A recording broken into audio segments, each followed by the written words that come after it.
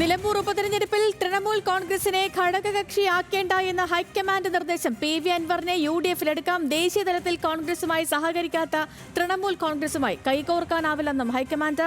ശാന്തകുമാർ വെള്ളാലത്ത് ചേർന്നു. ശാന്തകുമാർ, ഈ പി.വി. അൻവർ യു.ഡി.എഫിന് മേൽ സമ്മർദ്ദം ചെലുത്തുന്ന സാഹചര്യത്തിലാണ് ഇപ്പോൾ ഹൈക്കമാൻഡിൽ നിന്നുള്ള കർശനമായ നിർദ്ദേശം കൂടി വരുന്നത്. ദേശീയ തലത്തിൽ സഹകരിക്കാത്ത ഒരാളെ ഘടകകക്ഷിയാക്കേണ്ട തീരുമാനമില്ല എന്ന നിർണായകമായൊരു നിലപാടിലേക്ക് പാർട്ടി കടക്കുകയാണ്.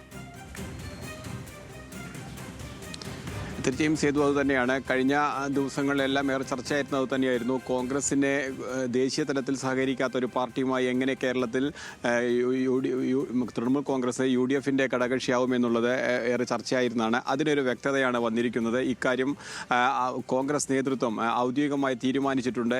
ഇനി ഇക്കാര്യം പി.വി. അൻവറിനെ അറിയിക്കുക കൂടി ചെയ്യും. കാരണം ദേശീയ തലത്തിൽ തൃണമൂൽ കോൺഗ്രസ് ഒരു ഘട്ടത്തിലും കോൺഗ്രസുമായി സഹകരിക്കാത്ത ഒരു രാഷ്ട്രീയ പാർട്ടിയാണ്. അത്തരത്തിലുള്ള ഒരു രാഷ്ട്രീയ പാർട്ടിയുമായി ഒരു ഘടകകക്ഷി എന്ന രീതിയിൽ കേരളത്തിൽ പ്രത്യേകിച്ച് മുന്നോട്ട് പോകാൻ കഴിയില്ല എന്ന് തന്നെയാണ് കോൺഗ്രസ് നേതൃത്വം വിലയിരുത്തിയിരുന്നത്. ഹൈക്കമാൻഡ് വിലയിരുത്തുന്ന ഇക്കാര്യം ഹൈക്കമാൻഡ് സംസ്ഥാന നേതൃത്വത്തെ അറിയിക്കുകയും ചെയ്തിട്ടുണ്ട്.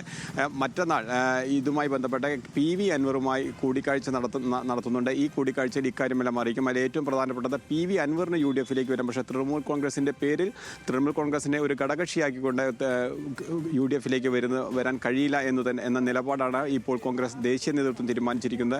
ആ തീരുമാനം എന്തായാലും പി.വി. അൻവറിനെ ഉടനെ അറിയിക്കും. അതിനുശേഷമായിരിക്കും തുടർ നടപടികളുമായി മുന്നോട്ട് പോകുക എന്നാണ് നമ്മളിപ്പോൾ അറിയുന്നത്.